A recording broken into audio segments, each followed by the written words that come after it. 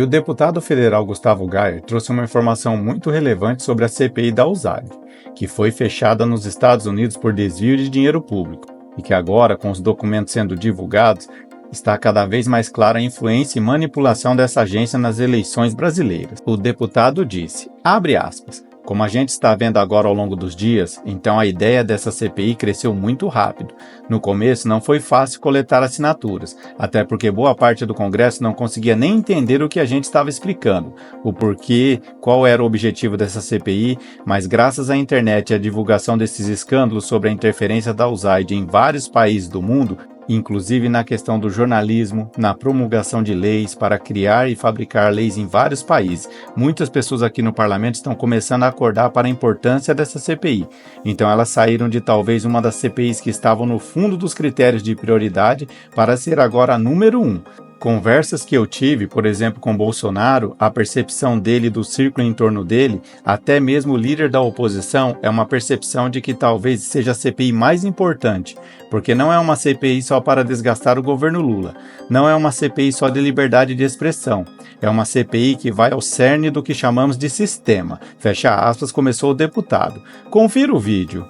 Quando a gente teve a ideia de iniciar um processo da coleta de assinaturas da CPI, nós não tínhamos noção do quão profundo esse buraco ia. A gente achava que era alguma espécie de influência superficial, com um financiamento leve, nada tão assim bruto, né, como a gente está vendo agora ao longo dos dias. Então, a ideia dessa CPI, ela cresceu de uma forma muito rápida.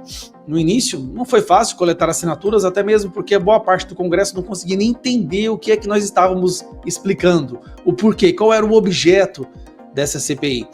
Mas, graças à internet e à divulgação desses escândalos da interferência da USAID em vários países do mundo, inclusive na questão do jornalismo, na promulgação, na imposição de leis, de criação, fabricação de leis em vários países, muitas pessoas aqui no parlamento estão começando a acordar para a importância dessa CPI. Então ela saiu talvez lá de uma das CPIs que estavam lá no fundo, no critério de prioridades, para ser agora a número 1. Conversas que eu tenho tido, por exemplo, com o Bolsonaro, a percepção dele e do círculo em torno do Bolsonaro, até mesmo o líder da oposição, é uma percepção de que talvez seja a mais importante CPI, porque ela não é uma CPI apenas para desgastar o governo Lula, ela não é uma CPI apenas a liberdade de expressão, ela é uma CPI que vai no cerne daquilo que nós chamamos de sistema. E é isso que eu falo que o Donald Trump acertou em cheio. Durante muito tempo, quando a gente faz os nossos discursos, que a gente tem que lutar contra o sistema, o tal sistema era uma coisa sem forma, sem nome, sem lugar, né? Difícil de identificar. O que a gente está percebendo agora é que o Donald Trump, ele identificou e acertou em cheio no sistema, ou seja, pelo menos a parte de financiamento, daquilo que uns chamam de sistema, outros chamam de deep state, outros chamam até mesmo de matrix, mas identificou-se exatamente ali o núcleo do financiamento de toda essa propagação dessa ideologia, né? Porque se algo tem esses tentáculos tão longos, tão eficientes em todas as áreas do Estado, do governo, de países, alguém tem que estar financiando isso. O dinheiro para isso tem que vir de algum lugar.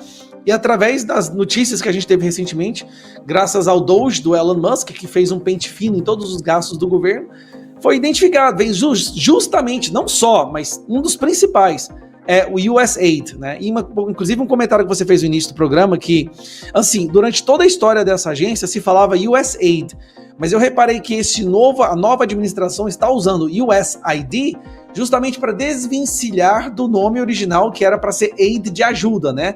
Eu sei que é a Agência Internacional de Desenvolvimento, mas o objetivo era criar a ideia de que é uma humanitária, é para ajudar as populações, as democracias, os países, mas não tem nada de ajuda.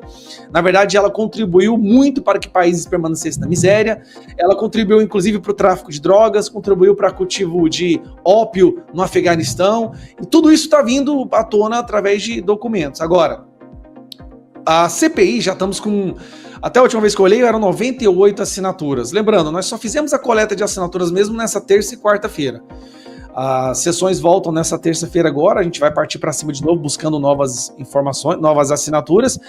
Mas um obstáculo que a gente está encontrando, pelo menos ali deputados do centro é de não entenderem exatamente o que é que está acontecendo. Eles não conseguem entender a magnitude do que está acontecendo. E, em grande parte, isso está acontecendo porque se vê um esforço impressionante da imprensa brasileira em não falar nada.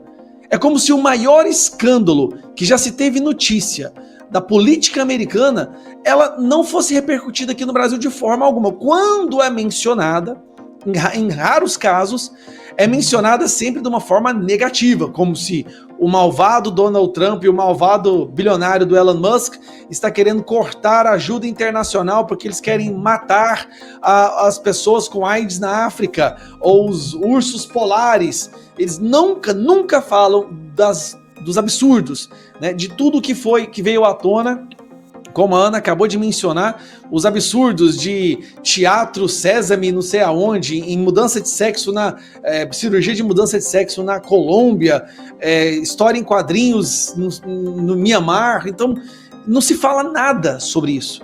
Não se fala, por exemplo, sobre o treinamento de jornalistas do mundo inteiro, 707 empresas de jornalismo que eram financiadas pela USAID. Não se fala, inclusive, aqui do Brasil, que informações que a gente teve recentemente e que vale a pena chamar a atenção, e a Ana falou uma coisa muito certa. Muito raramente a USAID ela entrava em contato diretamente com o objeto final daquele programa de manipulação política ou ideológica. Esses dois casos do encontro do TSE com o USAID foram até demais. Na maioria das vezes, não há em nenhuma situação as duas instituições no mesmo lugar. Você usa ali uma cadeia de ONGs que servem como links. Você passa o dinheiro para uma ONG e essa ONG vai trabalhar para aquele propósito que a USAID determinou em determinada região. Então aqui no Brasil, por exemplo, as checadoras de fatos do Brasil, e a lista está aqui, ó, Aos Fatos, Agência Lupa, Comprova, elas recebiam dinheiro da USAID. Essas agências foram usadas pelo TSE e pelo Supremo Tribunal Federal para determinar o que se poderia ou não ser dito no Brasil, o que era o que não era verdade. Então o trabalho em conjunto funcionava assim. O Suprema Corte, o Tribunal Superior Eleitoral, intimidava as Big Techs, as plataformas de redes sociais, dizendo que se ela não encontrasse uma forma de conter a desinformação, elas seriam penalizadas, teriam multas, poderiam ser suspensas no Brasil. E aí eles oferecem a solução. Olha, tem uma solução.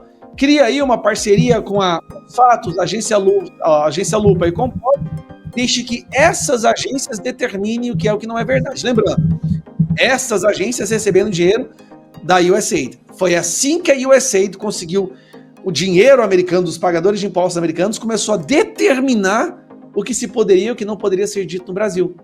E aí, quando essas agências divulgavam que algo era falso, agências financiadas pelos Estados Unidos, pela USAID, o STF e o TSE usavam essas decisões para processar e criar inquéritos e muitas vezes suspender perfis, dar multas e até, como a gente está vendo agora, caçar deputado federal. Então, assim, é um trabalho que é uma sintonia, uma sinfonia, numa sintonia impressionante que, a olhar pela superfície, não tem nada de errado. Mas se você gastar 10 minutos analisando e seguindo, né, follow the money, e seguindo o dinheiro, você vai perceber que não só USA, Departamento de Justiça, Endowment for Democracy, até o Departamento de Defesa, usaram muito dinheiro do pagador de impostos americano para influenciar na nossa política. E é onde o Mike Pence falou. Se a USA não tivesse interferido nas eleições, muito provavelmente Bolsonaro teria sido eleito. A liberdade de expressão no Brasil não estaria morrendo como ela está agora, pelo menos com essas informações. E vai levar tempo até explicar exatamente para aqueles deputados do centro. Nós vamos conseguir as assinaturas, né? Faltam 70, a gente já passou da metade. E quando essa CPI foi instaurada, lembrando que há dois flancos acontecendo, na Câmara dos Deputados e no Senado também, que é um lugar muito mais fácil de conseguir as assinaturas necessárias. Qualquer um desses dois lugares que consigam as assinaturas e levar adiante essa investigação, você pode ter certeza que com a parceria que nós temos agora com a administração americana para fornecer os documentos necessários, nós vamos escancarar um dos maiores esquemas de manipulação do debate político que o Brasil já viu na história. Isso com certeza vai afetar muitas eleições de 2026.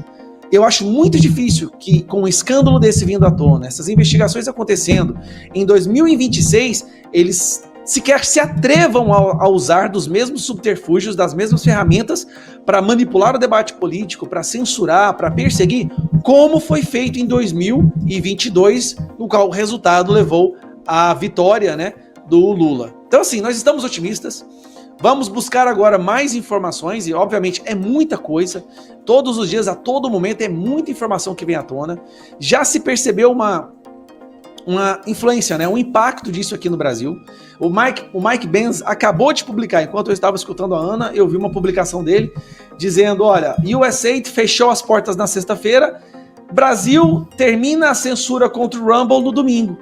Ele fazendo uma ligação direta, né, olha, vai vir muita coisa da USAID em relação à censura no Brasil, decisões da Suprema Corte Eleitoral e Federal, e parece que o Alexandre de Moraes já está colocando o pé no freio e revertendo algumas decisões ilegais naquela tentativa de apaziguar, né, um pouco a sua situação. Lembrando ainda que a Comissão Interamericana de Direitos Humanos vai estar aqui essa semana, vai ouvir dezenas de pessoas que foram censuradas, entre advogados dos prisioneiros do 8 de janeiro, pessoas comuns, influenciadores, deputados, senadores, que vão contar e relatar os seus casos para essa comissão que vai formar um relatório mostrando como é que está a situação do Brasil.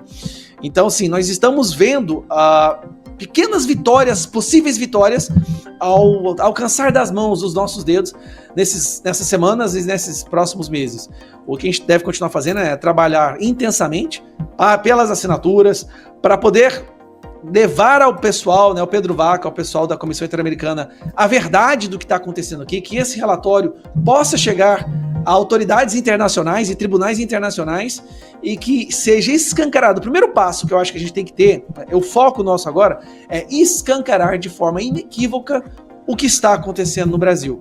A ditadura, a perseguição, a censura, né, a transformação do Estado em uma máquina de repressão através das instituições que deveriam justamente preservar a democracia e a liberdade de expressão. É uma batalha árdua, mas nós não vamos desistir e eu espero que a gente vença no final. Agora me diga uma coisa, com a instalação da CPI da USAID, será que toda essa censura no Brasil vai chegar ao fim? Comente aqui embaixo. Mais atualizações a qualquer momento aqui no Notícias AR. Então já deixe seu like, se inscreva no canal e ative o sininho das notificações. Vou ficando por aqui e até o próximo vídeo.